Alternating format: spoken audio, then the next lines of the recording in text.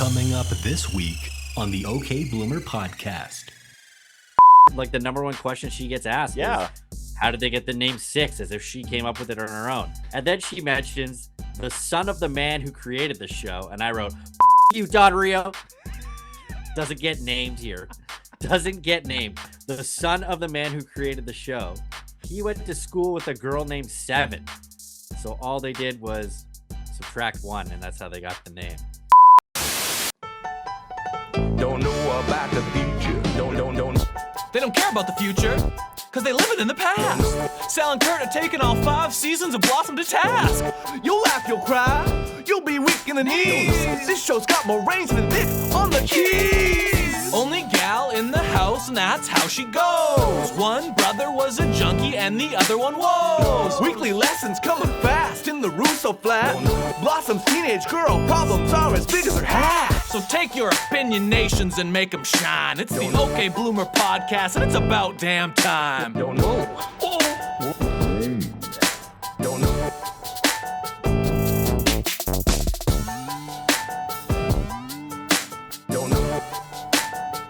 It's the OK Bloomer podcast, episode 90. Oh my God. Curtis Anderson, Sal Accardo, Wow. the Phenom in the control room on the ones and twos. It is our favorite scenes today. And I know every single one of these episodes is everybody's favorite episode, but we're gonna really break it down, as do the Russos, and talk about our favorite scenes. Because watch out, fourth wall, watch out, box. We're out of it. We're breaking it. This is another crazy episode. Crazy episode. You cannot give this show anything less than an A for effort. Even when these out of the box concepts fail more than they succeed, you got to give them credit at this point that they keep going back to it. They keep trying it. And Absolutely. Here we have the actors on set pitching to their favorite clips from the last 4 seasons. And I said right away, like, there's a lot to take in here, because obviously clip shows are such an overused trope of, like, they've run out of ideas or they need one more filler episode. But like this concept of them talking to the camera as themselves, and the whole like premise behind it was that they picked out their favorite clips. I mean, whether or not they actually did, I couldn't tell you, but it's at least they changed it up a little bit. But yeah, it's a clip show. It's a clip show. And I remember you every show and gets 'em. Eric always singing "Sorry for the Clip Show." Was that from South Park? No, that's from The Simpsons. Oh, okay. Because At I the did end, a they quick, had like the big number. Yeah. I did a quick Google last night. I was gonna pull that as well, and I couldn't find it. And then I just gave up. I was like, "This is already, this is already gonna have some clips," because you stayed up for like 24 hours formatting this show, Sal, and I thank you for that. The viewers It didn't take and the that long. bots are in for a treat this week. We're doing our own clip show as well. It's a clip show within a clip show, Sal. It's like My nose is already bleeding. More clips, just you wait. more clips than a hair salon.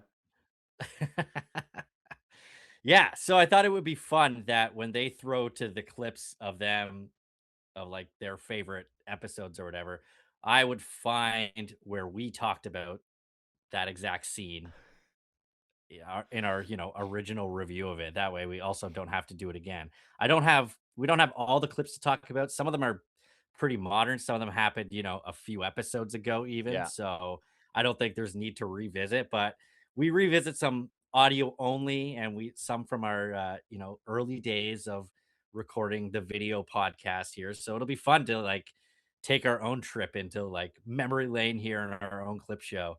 So that's kind of what our plan is for today. So bear with us, please. I remember about a year ago too, was when the Phenom hankered down and listened to the entire back catalog of the pre-Dufferin Avenue Media video days, when it was just audio and there was various degrees of drinking going on. And you could definitely tell. You could definitely tell when the episodes I had some pre-game going on. Right. Good Well, times. in my research for this, in finding the clips, I noticed that some of them I couldn't use because we didn't talk about the scene very much. We just rambled on about something else. So it really had no relevance to the episode whatsoever. So we don't have clips of everything, but it'll be fun to go back and look. I could just imagine, Mayim being like, my favorite clip was this time I had a serious conversation with the actor that plays my dad about premarital sex, and it cuts to us, and we're like, Adam Duritz has crazy hair. Oh, it sticks straight up. Pretty much. Yeah. What was I mean, with a lot of Counting our first season Crows? stuff. A lot of our first season stuff was either Steven Dorff or ripping the shit out of Adam Duritz. And he We deserves did that it. a lot. He deserves it. Well, You put an you octopus wanna, on your dig head. up that old wound. You put an octopus on your head, Adam Duritz, and bang all the female members of the Friends cast. You're ripe. You're ripe for dragging Adam Duritz.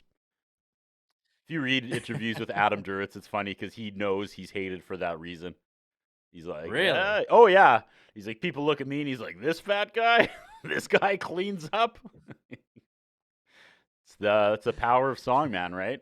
Does everybody hate the first guy to climb Everest, or Yeah, like right? the first guy to land on the moon? Like, Yeah. I just never thought it would have been fucking Adam Duritz. but First here guy we to go are. through the Friends girls like a checklist. Unreal. Adam don't- Duritz, man, who would have known? There should be a study about just how good Mr. Jones and Me is, I guess. Yeah, I mean, It's- that song never really impressed me, but but I guess you're the wrong what gender. do I know? Yeah. Yeah, what do I know? You play You it for know the what I mean? ladies and the clothes come right off, apparently. Round here, no one knows your name. Round here. I think the crazy part about all of this is like 30 years later and he's still going, man. Oh, yeah. So, 100%. he He's hasn't like- stopped. He's like the And I'm Ric not talking Flair. about music. He's like the Ric Yeah. Flair of music. Yeah, I bet you can get Adam Duritz. We should, for the final episode, we should just blow all our money on cameos and see if we can. What would we even ask Adam Durst? We're like, hey, we're doing a Blossom review podcast, and we keep I making wouldn't know fun where of to you start.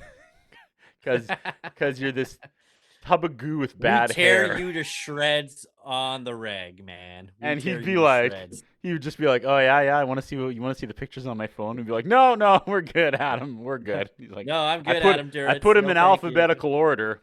The first folder's 610 pictures, Oh God. Oh, my- right? Hey, yeah. Well, you know what? hate the player and the game when it comes to counting I- crows. I guess so. Go watch the go watch the video to Mr. Jones. He's wearing like a felt jacket and he can't dance and his stupid hair is going everywhere. yeah, I remember this it. guy. I don't get it. And there's poor Steven Well- Dorff peeing in the parking lot. Yeah. Life's Getting not in fights fair. with Jeremy Piven, you know? Life is not fair. I'm sure Steven Dorff's doing just fine. I don't know. Um, I'm worried about him. well, get him on here. Let's find get him out. on. Let's ask him about like his time on Blossom. He probably has crazy stories. He probably fought like I half the bet you. cast. I love that guy. I would bet you $500 he does not remember it at all. No. I bet you he'd be super standoffish. He'd be like, "Oh, you gonna make fun of me, you two losers, you two dorks? You making fun of me?" Yeah. I kicked the out of Jeremy Piven. What do you think of that? He would just jersey both of us. Yeah, he'd Walk be away. like, "You dress like me? What's your deal? You dressing like me, kid?"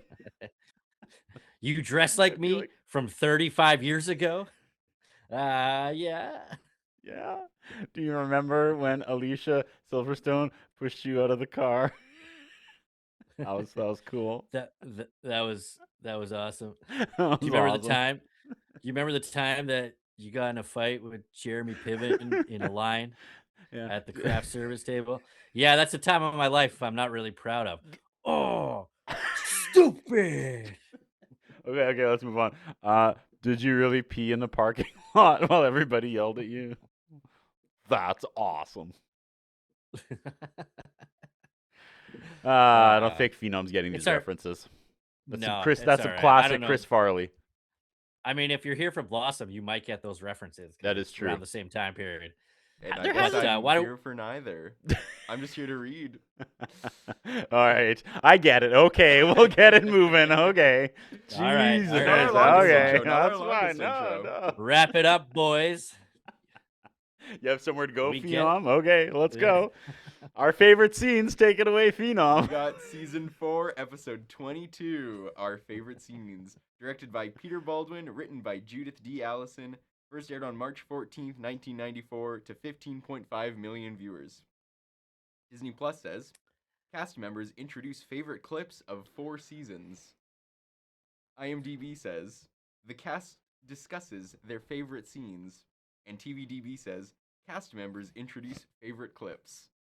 That's it. Immediately, I mean- what were you expecting, Sal? Like, before you hit play and you knew this was going to be a clip show, were you like, this is going to be fun, this is going to be the worst? Are they actually going to be in character? Like, what were your initial thoughts? How did you think this was going to play out? I was dreading it, to be honest. I hate clip shows. Especially when it's, a show that you're kind of binging. So you already, I mean, it was good to go back for us and see scenes that I had no memory of whatsoever. But I mean, it's a clip show. I don't think anybody's too thrilled on them. And the little segues that a show tries to like creatively put in between. As I said, they tried something different with this that I haven't really seen before. But maybe I'm wrong. Maybe a lot of shows do this where the actors just talk to the camera. But I like the idea of them talking about their favorite scenes. But yeah, I had very low expectations, to be totally honest.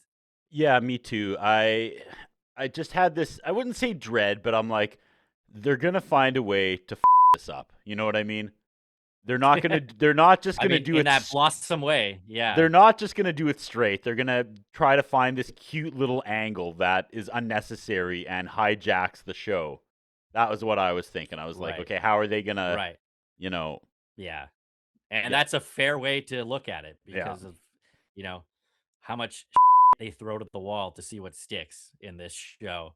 You would have thought that this would have been another big swing, but it was they kind of kept it simple. Yeah. All right. Well, Phenom's putting on his jacket, so I guess we should start. Our favorite scenes, I wrote, I'm terrified. Should my nose just start bleeding now? Cast members show their favorite clips from the show so far. All right. We jump into Dr. John and asks if I want to skip the intro, and I do not. Love it. we start with Corel Draw mess. I don't know what's going on until it comes out of Corel Draw. She comes in as Mayim Bialik. Just like, hey everyone, I'm Mayim Bialik. I play Blossom on NBC's Very good. Blossom. Yeah. Yeah. I'm an Yeah, you got actress it. playing a character, and my favorite scene was the rockumentary. Do you remember the rockumentary? I do. I loved this episode.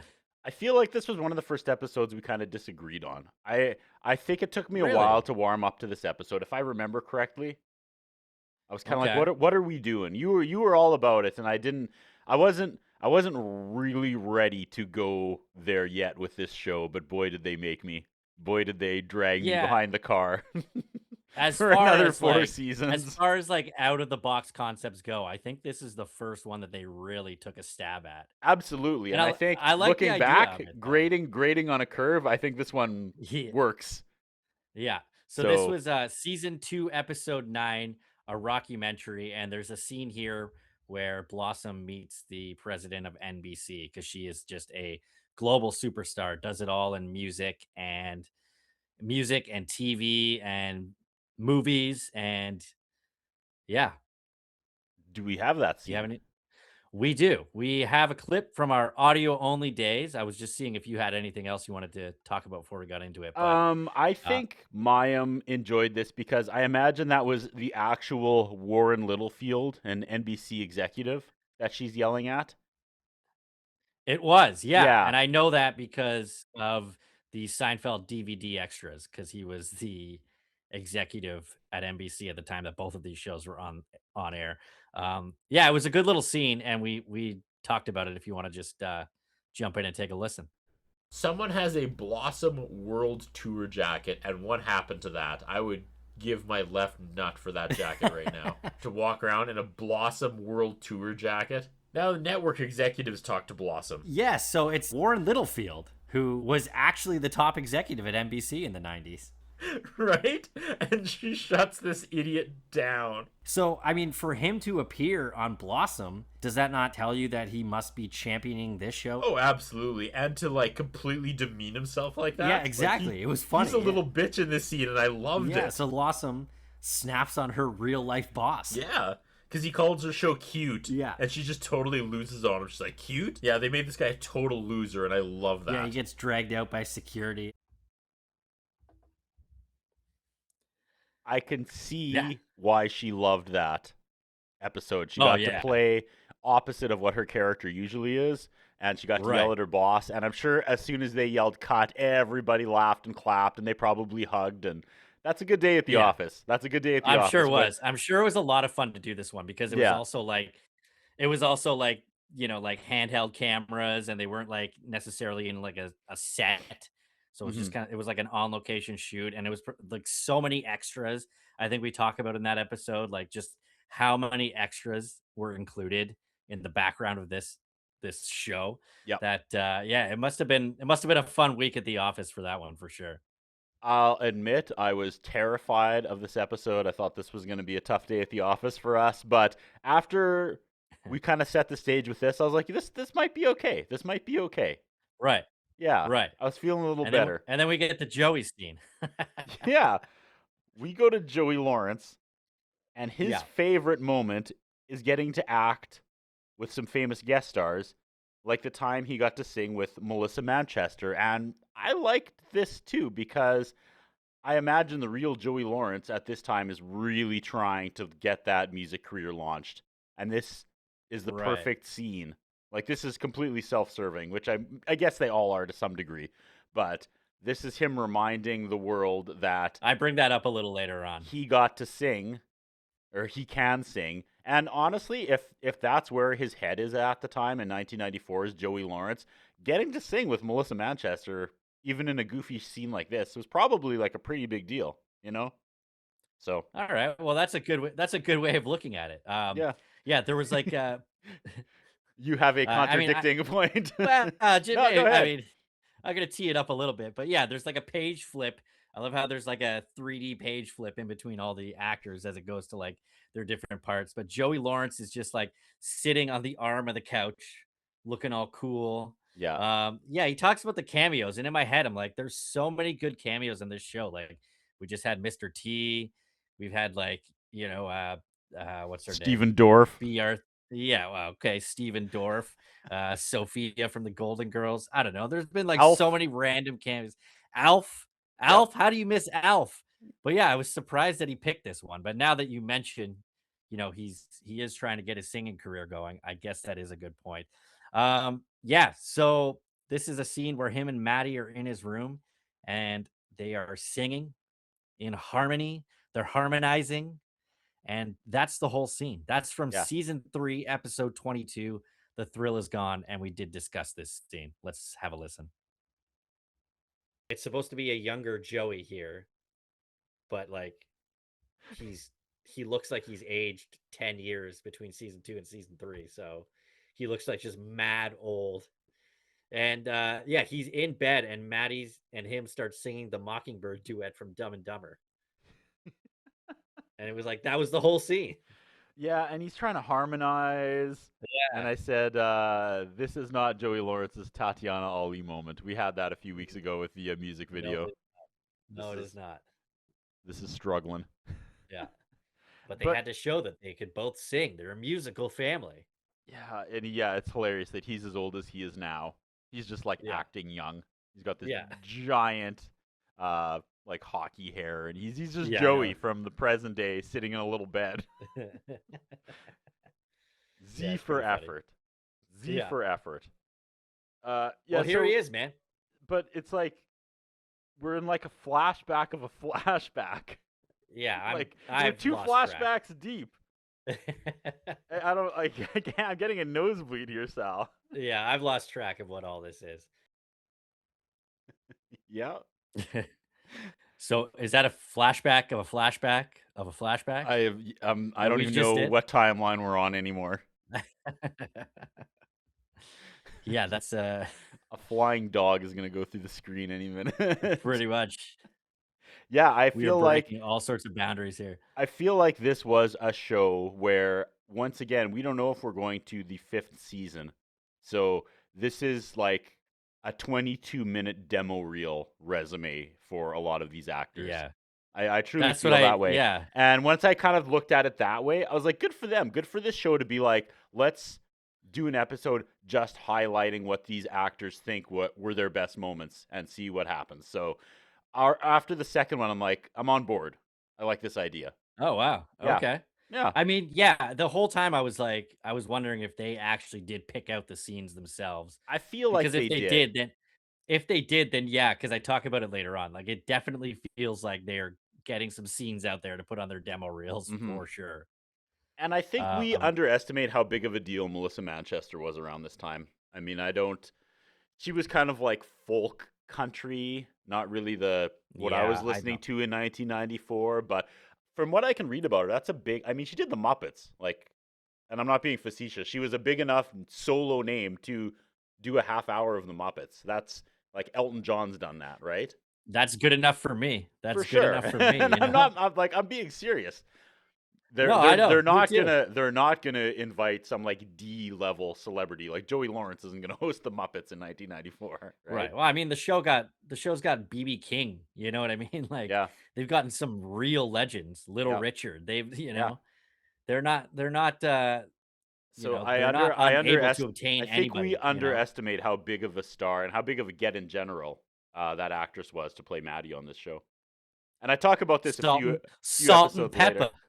Exactly. Could you imagine if Just- Salt and Pepper did the Muppets? Imagine the Muppets doing Push It. Them all up there. oh my god. That'd be amazing. The Muppets should do everything. They should remake every movie with know. the Muppets. I'm mad at God, the I love Muppets the currently Muppets. for taking away the Rock and Roller Coaster, but that's okay. I know I'm the Well, and that's if just anything, you because should I be mad at the if Disney. anything, you should be mad at Disney. Yeah. I know, you should, but I only think thing you're aiming it at the wrong people here, for Curtis. sure. I know. And I know Aerosmith's tough to deal with, but I can only hope that when I finally go ride the Muppets roller coaster, at some point, Animal throws up the shocker. That's all I hope. Is that like a pit to pay homage Oh yeah, to Steven Tyler? That would be amazing. Then I'd be like, Right. yeah, let's go. right. I just hate. Well, you know, I'm you know mad at me, Sal, myself I that I hate never. change. Yeah, that's true. I'm mad at myself that I never got to go to the Muppets 3D Vision before that. You're gonna get down. the roller coaster, which is gonna be a million times better. Like, honest, I know it's You gonna think be a so, good eh? ride. I know it's gonna be a good ride. I went there on my first trip and rode the roller coaster and thought it was amazing, and now it's gone. Now it's gone. I can't have it anymore, Sal. Can't have it. Gone. It's coming back, and it's going to be a Muppet form. I mean, what else I do you know. want? It's only gonna get I went better. Aerosmith. They're terrible acting. You should look that up if you've never seen it. Just look it up on YouTube. All right. The pre-show video is so funny. Steven Tyler's just high as a kite, and no one else in the can Yeah. act. And they've got that girl from Saturday Night Live trying to keep it all together, and it's an absolute Oh yeah, train Maya wreck. Rudolph, right? Yeah. Is it Maya Rudolph? Yeah, I think so. Yeah. Anyway, Yeah. neither here nor there. Pour one out for the Rock and Roller Coaster. You're a damn good ride. It's the same ride. It's just gonna have a Muppets overlay, but And I see, old I man only yells see at that as clouds, a right? I only see that as a significant upgrade, to For be sure. totally honest. No, I know I'm in the minority of this, but it's fine. All right.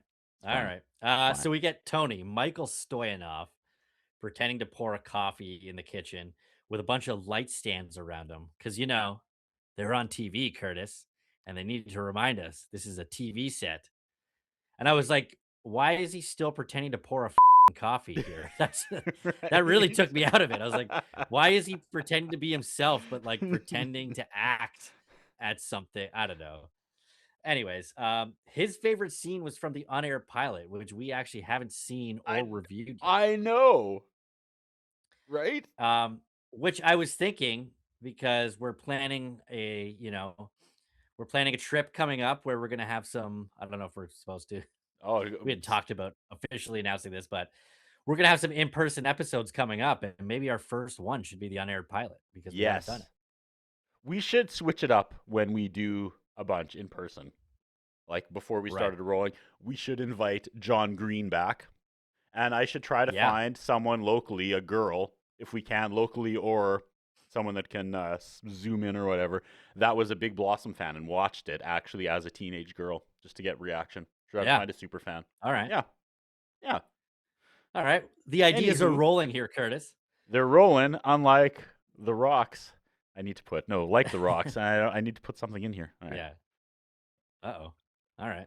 There you go. Let's Yeah, go. So Tony references how young they look, and when it flashes back, like, holy kind of, man. Like the difference between 1990 or 1991, whenever this was shot, and 1994, it's like everything still has like an 80s aesthetic here in the kitchen. Did you notice that? Yeah. And like even the way they're dressed, like now if you go to like the modern episodes or the episodes that we're in now in 1994, like we are well on our way in the 90s, but like it really looked like, this was like an 80s TV show here. Well, we'll get It to it, but definitely had like a different look. how early was that first pilot shot before they reshot it? I would assume probably 6 months to a year. So Okay, I'd say so it we're may have been dipping- shot in 89. Yeah. Yeah, we're dipping. 89 to 1990. People forget how the 80s like bled into at least 1993. Like for real. I mean, yeah, there was a transition, but it's like just funny to look now at like, Yeah. oh, this is like we're in the midst of 90s fashion and stuff here, but like there's still like an 80s kind of like Yeah. lingering feeling in this scene, which is It could have it's been a just, like, whole it was different very show jarring. if they jumped Exactly. the gun right at the beginning there with the pilot. Yeah. Yeah. I forgot to say, Yeah. as much as I know exactly why Joey Lawrence is showing the scene of him singing with Melissa Manchester, as I mentioned, I have to say this is actually one of my least favorite Joey moments. Taking anything and making it jazz is my kryptonite, and you guys know that. So having them just like, no, just sing normal. Just come on. Was you that two. jazz? I don't know. Was that It jazz? Doing There some was none of stupid- that. What are you talking They're about? like, they're At the harmonizing. end, okay. At the end, I guess they scatted a little bit. Skip, scab, scab it up. That a mockingbird. Just Hardly. don't Hardly. just sing, Joey. Just Yeah. go back to the All playground right. with those girls spinning on the monkey bars like in your music video. More of that, please. Yeah, so Anthony's in the kitchen and he's like, my favorite scene was the pilot when I was promised I'd be a bigger character on this show. Yeah. Well, he was a different character in this scene. If Yeah. you go back to, he swaps the coffee pot like Indiana Jones, Yeah. and then he's like drinking out of the coffee pot. He pours the cream in there, and I was like, he's like still a junkie? What's going on here? Yeah, that's Blossom Yeah, so Blossom comes in, and it's evident that they haven't seen each other for a while. Go ahead. Yeah, no, I liked your Indiana Jones coffee pot thing. And they get this was my only takeaway. They get a Keith Richards outliving everyone joke in 1994. Like, really think about that. That was already a joke that Keith Richards has outlived everyone in 1994, and he is still alive in 2026. Well, that's actually 4 years earlier because this would have been shot in like 89 or Oh 1990. yeah, So, yeah. so it's even longer than that. Crazy. And he is still going. Yeah, that did stand out to me, but I never like put the math together there that like, holy he is still alive. And you also just like reshaped my mornings for the rest of my life, Sal, because every morning I do that. I pull the coffee pot out while it's still brewing and then put it back. And I'm going to call that Indiana Jonesing every day starting tomorrow. And be like, Codge, I'm going to Indiana Jones some coffee. You want some? Gonna She should roll push into a giant boulder. She should push a giant boulder at you to get you out the door after that. yeah. I'm going to roll into the bedroom and lose my hat. Yeah. I good. need to come down to that place you keep telling me about, that like sketchy town of knockoffs in deep Toronto somewhere, and get an Alibaba sword. Oh, yeah. Did you ever tell Phenom your Alibaba sword story? I don't. What's Please my do. Alibaba sword I story? don't know this story. Didn't Please you? tell. There's like some. There's a mall here Yeah. in southern Ontario, and it's called the Pacific Mall, Shout and out Pacific Mall. and it is glorious. You used to be able to go there and buy bootleg DVDs. You could get your consoles modded and like buy burned copies of video games. So it was like, as a 13-year-old with a PlayStation, it was like the mecca of places to be. And when I got a little bit older, me and my buddies used to go there because we would buy like like knockoff DVDs, because you could buy like 10 DVDs for like $20, and they were all just like burned in like like homemade cases and stuff. But then we discovered a Camcorder. kiosk. Yeah, sometimes it was. Sometimes it was. But then we discovered this kiosk in the middle of the mall that just sold swords. It was just like a kiosk full of swords. And like me and two of my other buddies all bought these like Alibaba like chic swords. Like rounded swords. Yeah. And I'm like 17, 18 years old, and like it's quite a distance from well, it's not that far, but like I'd say it's like a half-hour drive. And we're driving back home, and they're sitting in the back seat. I'm looking at the back window, and they have their swords out the window, like, yeah. And I was like, dude, we are going to go to jail because of these Alibaba swords. That's a great story. Imagine R.I.P. I don't know if that exists anymore. Imagine driving down the highway and there's a bunch of teenage boys just like waving Alibaba swords out of a car. Like that's yeah. There's no danger there. You're just like, these guys are like, this is the moment. This is the peak. This is what you guys are going to talk about when you get together when you're like 70. Remember the Alibaba sword day? Yeah, it was a great day. I saw that yesterday. I was leaving work and I park underground in Midtown, and there was like these 5 You saw guys with swords? No, but I saw these 5 teenage guys getting out of the car, and they're all wearing black shirts except for this one guy was wearing a bright purple shirt, and they're like, "Oh yeah, like Jeremy didn't get the memo." And they're like, "Yeah, he's got to be the one that wears the bright color." And he's like, "I look sick, guys." And they're like, "I don't know." Just, giving each other a hard time. And I was like, I wanted to be like, "Don't ever let this go, you guys." Take a snapshot of this. Here. Stay a snapshot of this long as you moment. possibly Stay can. here. It's about to get so much worse, and you will remember this throwaway moment as if it were nothing, and suddenly it will become everything in 30 years. Go play PlayStation. Go razz each other. Oh, anyway. Those were the days. Those were the days. If they had Alibaba swords, that would have been awesome. Really, oh my god, there was a really sweet arcade where they sold the Alibaba swords. Okay, where are we? Nick is at his piano. I would like to take an Alibaba sword to myself right now. Come on, just seppuku. What do they call it? Seppuku. The ninjas. They stab themselves. Seppuku? Yeah. Yeah. Am I having a stroke? Are you guys saying real words? Yeah. Phenom knows what I'm talking about. All right. I'm pretty sure that was the title of the email sent to too. Okay. Nick is at his piano, and finally Ted Wass lands this plane, and he pitches to a scene that was actually really, really funny and really well acted, that like reflects like the heart of this show. Like, he doesn't go into business for himself. He's the first person that doesn't. Yeah. And I remember this scene. I remember it standing out in this episode, and it was great. And it might have been one of the first, like, you always talk about the Joey and Nick dynamic. This might have been one of the first ones. Explain the scene. So Nick finds a joint somewhere in the house, as far as I remember, but Joey also came into like a condom windfall, maybe. Yeah. he had condoms for some reason. So Nick busts in his room to confront him about the joint, and then Joey thinks that he's confronting him about the condom. And we have a clip of that. Let's take a listen. Here comes the confusion. Hijinks are coming. Joey's going to be talking about the condom, and Nick's going to think he's talking about the joint. I wrote Nick knocks on Joey's door, and I'm excited for the misunderstanding that is about to take place. Right? This is where it's so predictable, but it's okay. But it's still played out so well.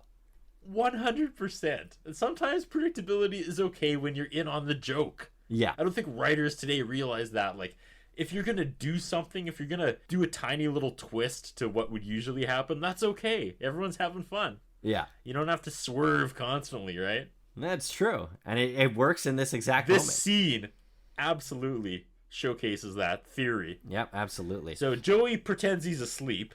Yeah. Nick wakes him up and wants to have a father-son talk.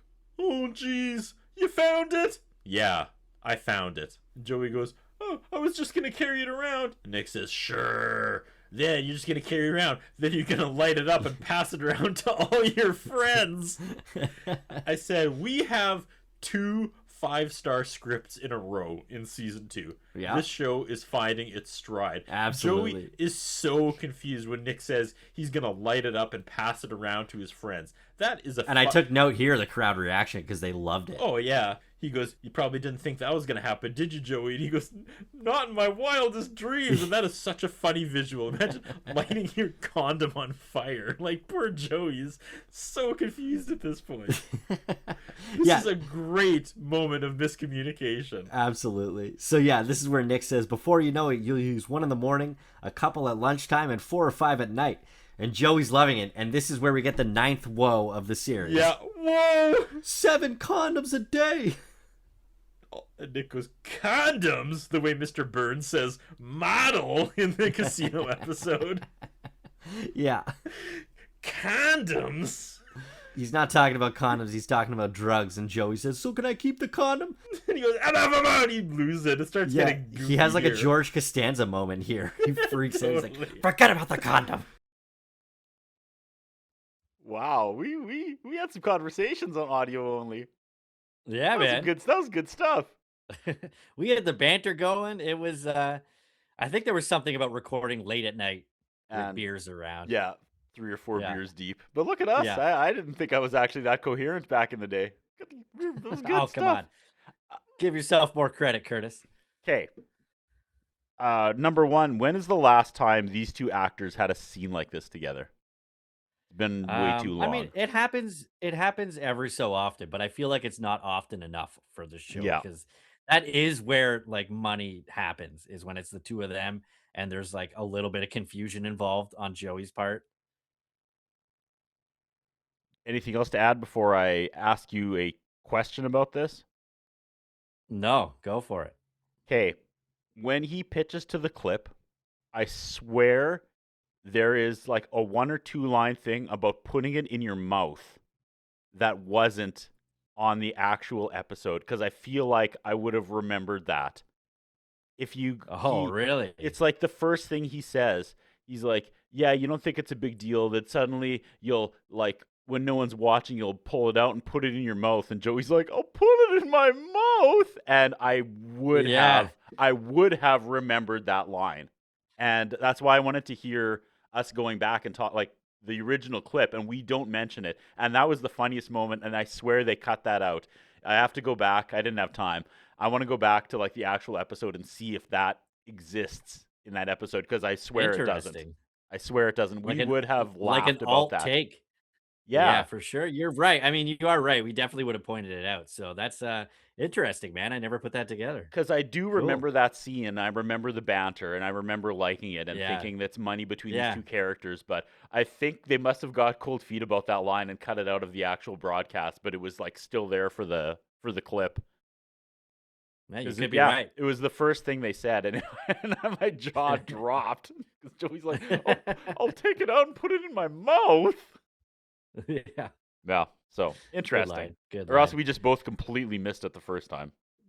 It's that possible. doesn't sound like us. That's entirely possible too. That's right.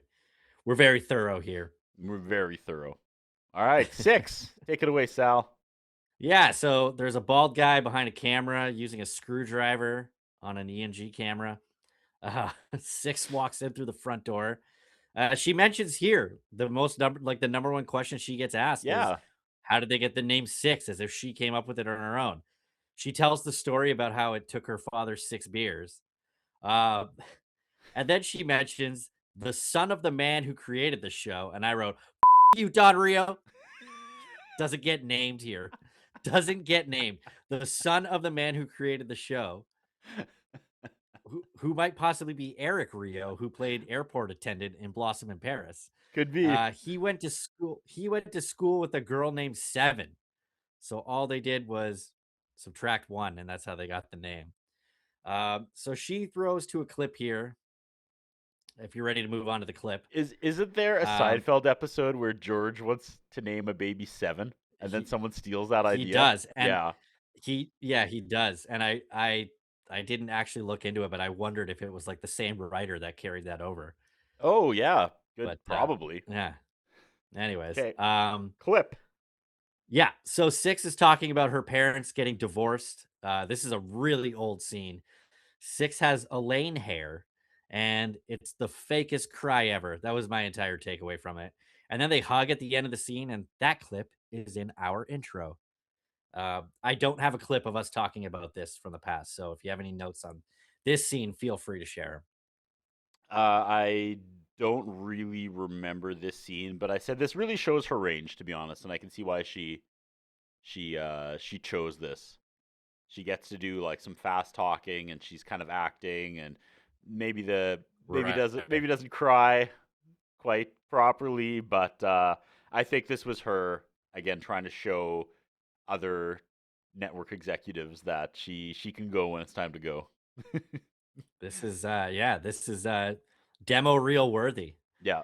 The WB at the time was looking at this being like, oh, we got to get Von Oy for our next show, our Moesha spinoff or whatever it was.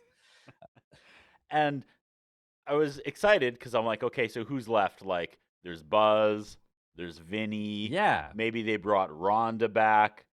My heart sank a little bit here when suddenly we go back to Blossom. I was like, no. Like, even bring Don Rio out, you know? Like, I agree. I thought cameraman number 3. I thought at the very least Buzz would have been a part of this for sure, but clearly they probably couldn't use his. He's like, my favorite part's all the sweet dumpers of all the ladies that work on set. No. My favorite part's what happens after when they come to my trailer. Page was the man has like an Academy Award, doesn't he? Like a Golden Globe. All I know about him. Tony. He's a legit actor. He's probably the most legit actor in this entire production. And they cast him as a pervert. Like, he could carry this show given the opportunity. And they're like, no, be a dirty old man. And he does it well. Hey, stay tuned for that. Talking about Buzz carrying the show. Stay tuned for that. Back to Blossom. Yeah. It's a page wipe to Blossom. She's talking in her mirror. The camera pulls out. They're really getting artsy with this this week. Yeah. She throws to a clip of her and 6 in her room talking about Sunny. We recently reviewed that, so I didn't go back and really pay attention to the scene. Joey is now on the other arm of the couch, throwing a baseball into a glove. And he's talking about the clip of when he got injured and his baseball career almost went away. And it's like a heavy scene of Joey in the hospital, a la like Randy from Home Improvement. I don't want to die, Dad. Yeah. Followed by the Diet Mug Root Beer Dana Carvey show. Have you ever seen that clip? The what? Yeah. There's like a documentary that came out about the Dana Carvey show and just like how crazy the show was. And they interview like Steve Carell and Stephen Colbert and Robert Smigel and like everybody involved. That's actually how I found out that Tony from this show was a writer on the Dana Carvey show.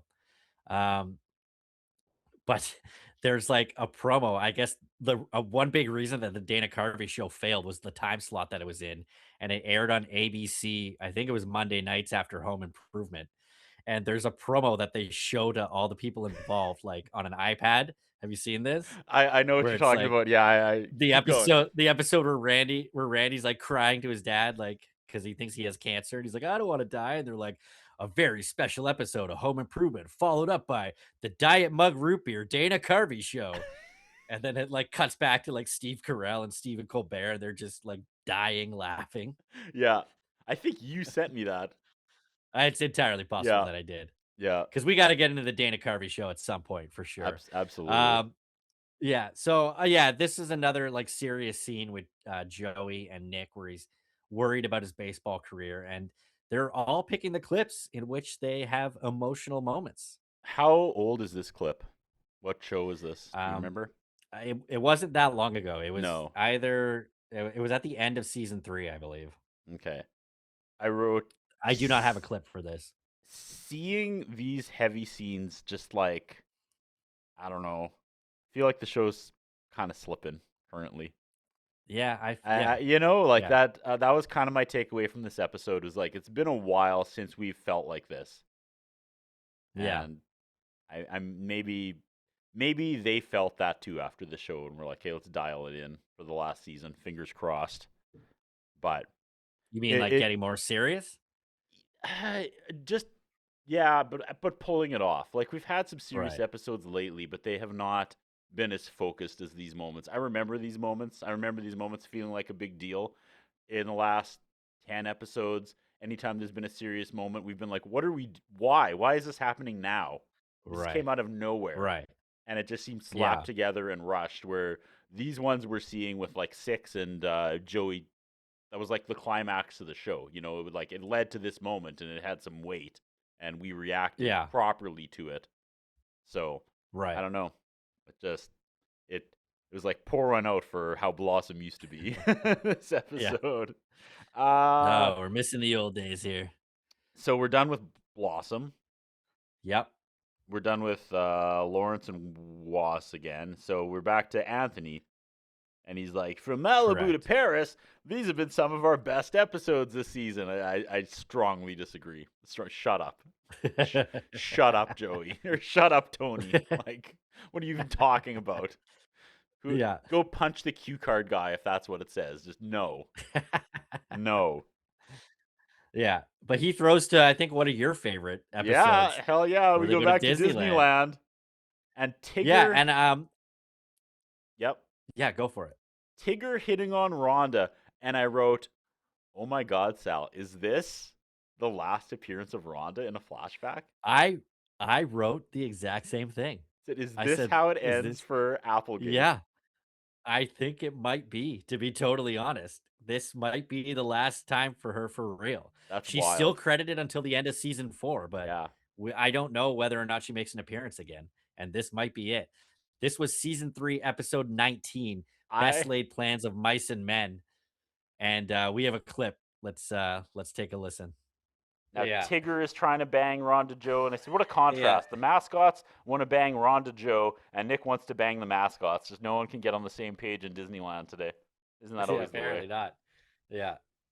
Yeah. So I'm back to the top of my notes here. So yeah, and then Tony buys Rhonda mini ears, and she's like, "Oh, let me put them on." He's like, "No, you should put them on later." And he's talking about like when they have sex later.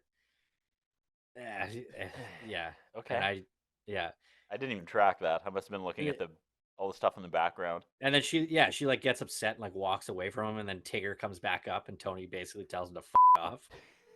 As you do with Tigger. As you do with Yeah. the entire cast of Winnie the Pooh. Oh, wah wah.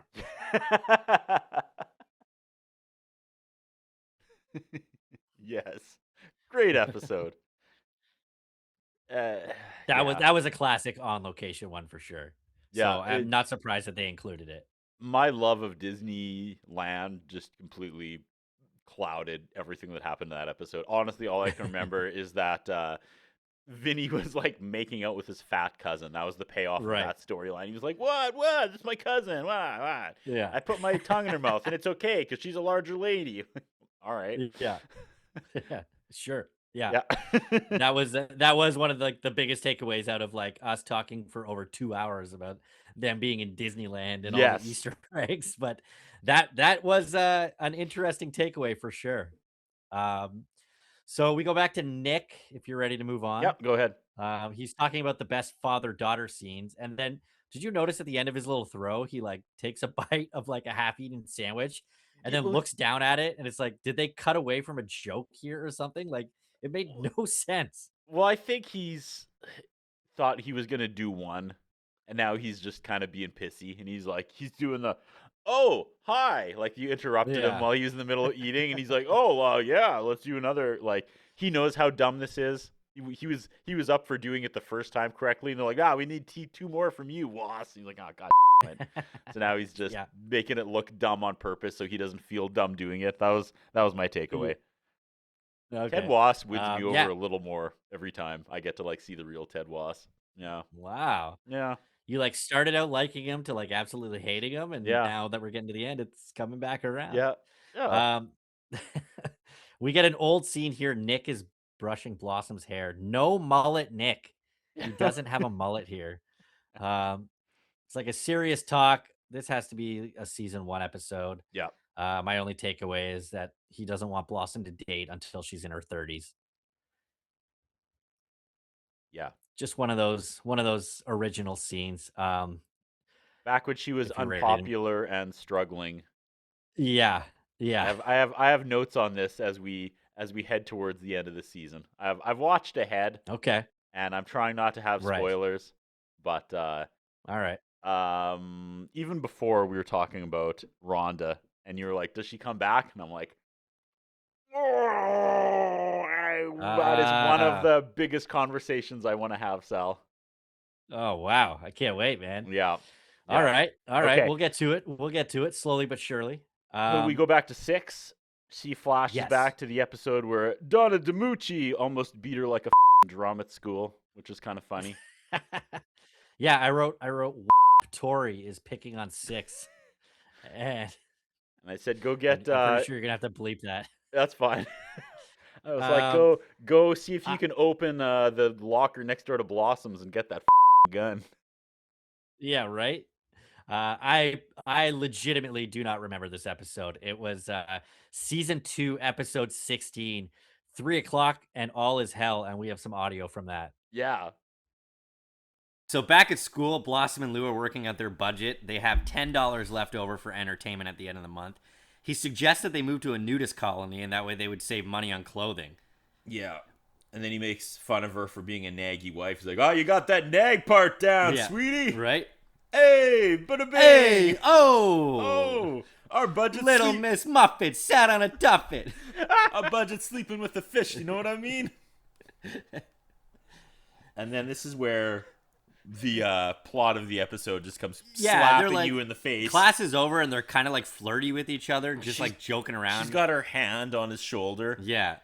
And then there's a female version of Lou standing at the door looking pissed, and I wrote, they're either like a Millhouse parent situation where they look exactly the same and they're a couple, Yeah. or she's his sister. But at the writing room, it was like, let's go around and try to think of the most Italian girl, tough girl name we can come up with. And And they the nailed winner it. was Donna DiNucci. They nailed it.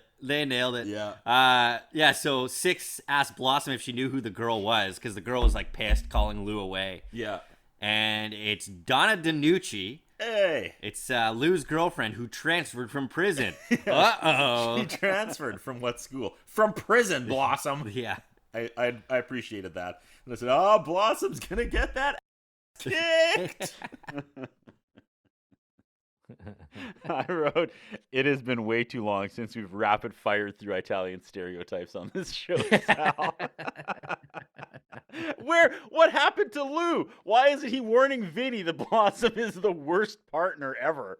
Where is he? You know they know Yeah, each right? other. You know they know each other. Lou's a scumbag. Vinny knows every scumbag in the area. Like, how did they not talk? That is a valid point. Yeah, they definitely know each other. And he I knows do Donna remember this DiNucci episode, as well. and I would have bet my house that this was a later episode that we did here on Dufferin Avenue Media. Oh wow. Okay. I remember that. I don't know, I don't know why I would have seen that again for any reason, but this feels like we did this episode like a year ago, maybe, like when we first started. But maybe I just listened to a random episode once. But I very Could have much been. remember that episode. Yeah. Yeah, no, I have no memory of it whatsoever. The whole like her and the guy getting together to like make that marriage budget or whatever sounds a Yeah. little familiar, but like the actual scene that they showed in this where Six is like the bully has Six up against the lockers, I have no recollection of that whatsoever. It ends with Blossom with like a black eye, doesn't it? I feel like she walks in with a shiner, and she was Oh, like, yeah. I stood up to her and I got punched, and then like people broke it up, but like she didn't back down. Right. That Yeah. was the lesson. Yeah, yeah. Yeah. Okay. Good memory. We may have even, is that one of the ones we did when I was in Toronto or when I was in no, I don't. no? Oh, maybe. I Maybe. Yeah. Oh, no, okay, I think I know what it is. I think this was one of the ones that we didn't edit. We had just saved it. And I think I Oh, edited it okay. like a year ago. That's why it seems so fresh. Okay. It was one of the limbo Okay. ones that we recorded back in like 2021, and I didn't actually format until like last May. That would be Okay. why. All right. Okay. Well, then that makes sense. Yeah. That makes Okay. sense. Yeah. Glad we Uh, settled that. Yes, we get Blossom, and she's sitting in like a director's chair, and she's bossing Yeah. the people around, and I don't. Yeah. I, And then I she like turns her like shoulder like over to the camera to like do her like little intro. yeah, They've run out of ideas. they've run out of ideas. here. This is like her kickback like Ted did, where she's like, I don't want Yeah. to do this anymore. So Y- it'll yeah. be funny. You can look like you think you're a big movie star, which was like the whole point of the first clip. And now like Right. real Blossom is trying to act. I hate this. They're losing me here. They're losing me here. This went on too Yeah. long. They needed Buzz. They needed Rhonda. They needed Vinny. They needed Yeah. Agnes. Yeah. They needed. Yeah. They needed. They needed Dorff. Steven Dorff They needed and Steven Adam Dorff to Duritz come back. and The guy that and played Gallagher. Spider-Man, Tobey Maguire. Yeah. yeah. They needed Dorff to just walk on and be like, and walk away. Yeah. Dudes lean back. All right. There's a dumb clip about her and Milk. Yeah, it happened pretty recently. I really had no notes about that one. It's very Seinfeld. It's very Seinfeld. Yeah, it is a very too Seinfeld much argument. Milk. You can have my I mean, I guess it leftover shows- milk. I don't want your leftover milk, Joey. Milk. Yeah. Pretty much it. You gotta drink the leftover milk. You don't waste the milk. I didn't put enough cereal in. Put more cereal in. But then I need more milk. Jesus Christ. That's pretty much a Seinfeld episode right End this episode, guys. You're out. You're out. there. Yeah. Here's Yeah, the first and, 10 minutes. Here's the last 12 minutes, you Well, guys. they're- You they're had it running and you out of ideas lost 'cause it. they're- You had it and you They're lost talking it. about more modern shit here because Tony's talking about the beach episode. Ah! He makes a comment about how there's no subtlety in half-hour sitcoms, which I didn't quite understand. And yeah, it just cuts to the clip where they have Vinny tied up in the cabin, and he's like the evil beatnik who like kidnapped him. I called it, though. This was definitely like the Anthony episodes. This was the Oh yeah, let's showcase Michael Stoyanov and his range because Yeah. he gets to play this completely over-the-top character. And the fact that right. it happened 2 episodes ago, and he was like, "Oh, that was a great episode." It wasn't, but I could see why he Yeah. would pick that clip because he got to really act Yeah. outside of his character. So I think that was probably the point of that 2-part was to put a little spotlight on this actor who doesn't usually get a spotlight. And sure, there's still 2 of the worst episodes of this show, but good on you. Good on you, Tony. I hope when the guy that did Dark Knight saw that on your video resume, he was like, "That's the guy! Oh my God, you can Christopher get Nolan. you can get me Otto. You can get me Otto from Malibu Blossom. Yeah, that's gonna be he's gonna be the best henchman number 3. Get him a contract." And he was. Yeah. Yeah, so Nick is not falling down the stairs and he's holding sheet music. I don't remember this episode either. He throws to a clip where he's trying to dance in front of the TV, and then he like does this routine and then falls over at the end. And Tony and Joey are just laughing at him the whole time, and I don't remember why it happened, or I don't remember any of this. I feel like I looked down to write something, and in the time I looked down to write something, we came out of that Anthony's Otto flashback to Nick pitching to him dancing to Nick falling down to coming out to 6 in about 10 seconds. I was like, holy It was quick. crap, what just happened It was there? quick. Yeah. Yeah. So we can get to 6 here. She shouts out Gail Edwards, Yeah. not Don Rio, but shout out to Gail Edwards. Um, she throws to the episode. I forgot about this one. It wasn't that long ago. I mean, she was stealing home appliances and selling them to buy designer clothes, and this is A- where her and Blossom went to jail. As you do. And this is the scene. Yeah, this is the scene where her mom comes to confront her about it. And I completely forgot that 6 also made decisions in season 3 Yeah. because we're talking about her season 4 run, but this one was kind of out of the blue. And it is from the best titled episode of the entire series, season 3, episode 8, I Killed Chico Barranca. And we have a clip of that. Let's take a listen. They're in more trouble than Woody Allen the day he asked Mia or the day that Mia asked him. It. I'm holding up. Take a breath. You got this. You got this. We believe in you. He had sex with his stepdaughter. That's the joke. Awesome. Okay, you ready? Are we back into the Russo house? We're back Sure. in the Russo's living room, and I said, I guess cellmate Lori Loughlin was slowly digging a tunnel in the prison wall behind one of the posters because they are out and they are back. Yeah. Nick's telling Six that he's like, why would you steal stuff? He's like, if you wanted that $95 pair of jeans, you should just ask your parents. And then Blossom under her breath goes, I'd like a $95 pair of jeans. He turns around and goes, what, are you crazy? Yeah. Why it broke me. I laughed really hard at that. What are you, nuts? Yeah, he's not wrong. He sets up how her mom would be cool with all this. Then in storms Six's mom, and oh my God, do we see magic, Sal? Oh my, this was great. Before we get to that though, there's actually a funny part where when Six like fesses up to Blossom about her whole thing of like, yeah, she like steals items and then she sells them at yard sales so that she's able to afford jeans. And Blossom's like, why didn't you just steal jeans? And I was like, yeah, that's pretty good. That's accurate. Yeah, but when her mom comes in and they start going at it, it was like, again, it was way too fast to track anything that they were saying. But the back and forth between Six and the actress that plays her mom is just like, the two of them, when they screen tested together, must have just been like, it must have been like, yeah, this is the one. Like this we have a lot of fun on this review podcast, but that was incredible work on both actresses' part, and rightfully so. The audience goes nuts after that scene ends, after they like finish speed talking, and they rightfully talk for so. like Is that the loudest pop? forth. Is that the loudest reaction we've had in Blossom? It actually yet? sounded like I can't tell if the audience was on their feet, but it sounded like they may have been. It was like, insane. It was so loud. It was so and good. rightfully so. Yeah, like, well done to them. It was so absolutely. Good. That was a moment. I was crying laughing during that clip. At what part? The beginning. Just a lot of it. That was so good. You just when you took 2 runs at it and finally just went to the punchline. It reminded me of the best joke my father ever told me. He's like, "Oh, I got a funny joke for you, Kirk. Okay." He's laughing to himself, and he goes, "Okay, this little guy goes into a nut shop, and he says to the guy behind the counter, can I have some pistachios?" And the guy's like, "What?" And can I have some pistachios? Well, I forget how it goes, but the guy was gay. That was how he told that joke to me. Wow. Oh man. Oh, that's a classic. Yeah.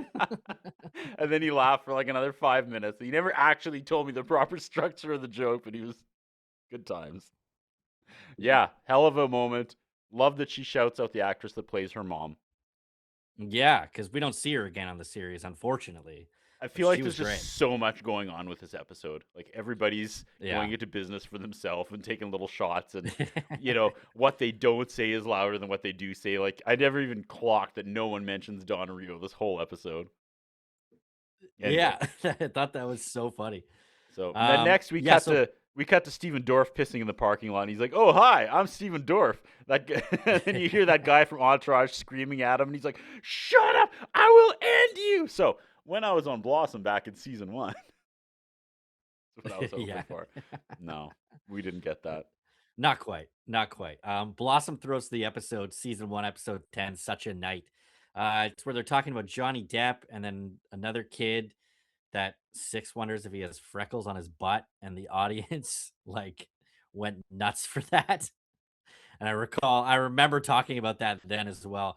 But Blossom decides as a feminist, she's going to ask another guy out to a dance. And there's just like a whole scene of just like, she threw to the clip basically saying like she liked how it showed, like how teenage girls were, or like how they, like how they would act in these situations. And this was like a good example of her and Six just being regular old teenage girls here. Um, that was kind of the last clip that they threw to. They didn't really stick it, you know. It wasn't like one of the best, I thought. No. But that was the last clip of the night that they threw to. And it ends as it should, with Jenna Von Oy dancing and Mayim doing whatever Mayim does when the script tells her to dance. Right. And that's it. That's it. So it's Blossom back in her bed, and she thanks everybody for watching the first installment of their favorite scenes. And I was like, oh, God, this better not be a two-parter. I For the love threw of my God, this better laptop not be. off the bed Yeah. like the monkey. And that's it, man. Carell draw the end. We can do woe or no. We can do a lesson. I have no pit. I think there's really not much to say about the end of this one. It was your basic clip show. It was kind of different how they did it. All right, let's do I it. get to say it. What time is it? Okay. It's time for whoa or no. I'm gonna give it a whoa, because if I ever got to like interview the cast in some alternate dimension where I'm still an arts and entertainment reporter and the entire cast of Blossom comes through Saskatoon, this would definitely be one of the episodes I ask about. I'm fascinated if this was their Really? choices, where they were with the show, if they thought they were coming back for a 5th season, like what was going on the set as they wrap up season 4. Where was everyone's head? Yeah. I think this is a fascinating Interesting. episode. It's not a great episode. It's like the lore around why this happened, I think, is more fascinating Right. than the episode itself. Yeah. Right. But it's definitely a whoa. In my original notes, I put that they weren't able to produce a full episode this week because they were still mourning the death and disappearance of Bill Bixby. But I'm honestly, I don't know. this may have been a rushed episode for that very reason. Like, for I real. mean, the timeline adds up. I Yeah. don't know for sure. I wrote it half as a joke, but No, there's yeah, honestly I probably mean, every some truth to that. every show kind of does it. Every show kind of does a clip show at some point, especially when it's getting onto its 4th, 5th season. So wasn't surprising to see it. Not my favorite, but by far from the worst. When are we gonna do a clip show, like a real one? Didn't we just do one? Yeah, but just independent, where we're like, "Hi, I'm Curtis. I play Curtis on the OK Bloomer podcast." I remember in 2001 when I was dipping my toe in depression, but we thought we'd do a Blossom podcast. The world had shut down. I was in my basement, not Right. wearing a mask, and 6 beers deep when Steven Dorff appears on my TV, and I lost Well, my we have fucking no mind. shortage of whether or not they're good ideas or bad ideas. We have no shortage of them. So No. I'm sure we'll get to it one day. And this really All right. made me sad. This was my idea, Sal. I said we should pick out a couple scenes from the show and from our podcast that we remember as our favorite clips. I was Right. going to ask this. Like, do you guys have a favorite clip that was not in this that you would have picked for a clips show? This I mean, is I my have point. I have a goldfish memory. Like, Not even once I goldfish see memory. something, it's I really stared at the wall trying to think of a standout, amazing scene that was enough by itself. And I didn't remember it just because we had so much fun with it. You know what I mean? yeah, I couldn't do it. yeah. I can't think of an amazing scene in Blossom that really resonated Well- with me. And that's really Well, sad. Curtis, maybe the best clip show is the fun that we had along the way. Totally. But like when you think of the best moments of Blossom, like honestly, what jumps out to you, Sal? Ah, come on, don't put me on the spot like that. You can't, like, for real. We have the Blossom podcast. We should know this answer. But- It's really sad that we don't. But I think that's the point, is that I can remember, like, my favorite moments of the podcast because it's us laughing till we're crying. We took nothing, we made it something. But for actual moments of the show, like, I remember the episode where the clown almost committed suicide just because of Oh, how, yeah. like, bizarre it was. Right. But again, it's like I don't remember amazing moments of this show, and that's really telling. I thought it'd be easy. I thought I could easily rattle off 5, and I can't. I can't remember. You might be onto something there, man. Like, there's Maybe that's cameos why- you remember Alf. But Yeah. even again with Alf, the thing I remember most about Alf was he said whoa, and we spent probably half an hour trying to discuss if we count that in our whoa meter at the time. Right. And then we Yeah, yelled, that's true. Willie! And I had my 7th beer, and I I don't want to get into this right now because it is going to be on an upcoming episode. Sure. But I think overall there is something about this show that it didn't like stand the test of time in terms of like what was on at the same time around it. Whereas like you can pick out we Oh. talked about it earlier, Home Improvement, or like Yeah. you know, or episodes of like Fresh Prince of Bel-Air Yeah. or anything like that. Like there's moments you can pick out from those shows, but like this one doesn't have that like long lasting. But that's I'll get into it in future episodes. that's crazy because yeah, like we pull from Seinfeld, we pull from Simpsons Right. with Right. like effortlessly, and I can't do it with this show. And I've watched this show with more focus than most shows because of our podcast. It's Correct. wild. It's wild. Yeah, no, it's something to definitely think about. And it's going to be a hard task if we ever actually do our own clip of like our favorite moments. I'd really have to like really sit down and think about it.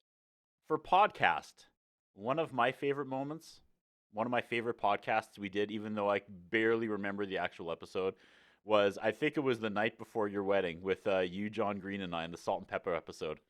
I just Yeah, that was a remember fun one. thinking how like we threw this together out of nothing during lockdown, and it became a thing that we dragged someone else into the madness, and having him Yeah. react to stuff that it was so like baked into the pie that is the show at this point, and he was like, what, trying to explain Yeah. what's normal to us to another person who had really amazing fresh takes was really fun. And just being in the same room and like the night before you got married, here we are. What are we doing? Are we out with strippers? No, we're doing No, an episode of the Blossom we're doing podcast. we're doing a Yeah. Blossom podcast. What else would we have been doing? What else would we have been doing? Let's be honest. And You he know what I stole mean? my line, which is still like probably my favorite part of this whole show. Which was what? Was I can't remember. I had like this line about Salt and Pepper I was saving till like it was gonna be the boom mic drop joke. Everybody would laugh and then we'd fade to black. And then before I had a chance to say it, John Green said my exact joke. And then I was like obviously not mad, but I was like, fake mad. And then I said Yeah. I'm just peppery. Or no, I said I'm just salty that he took my joke, and you said, and I'm peppery. And that broke me, and I still laugh about that. That's probably my favorite Sal and Curtis joke of the whole run of this show. There's something about the chemistry when you're in person. So I can't Mhm. wait for that. I Yeah. can't wait for that. Stay tuned. We got a lot of that coming up. Yeah. But yeah, that's all I've got on this episode. Are you good to move on? I'm We're good to move on to the next one. Yeah. All yeah, right. it's good stuff. All right. Excellent. What do we got? What do we got next week, Phenom? Next week, Season 4, Episode 23, Blue Blossom. Don't know.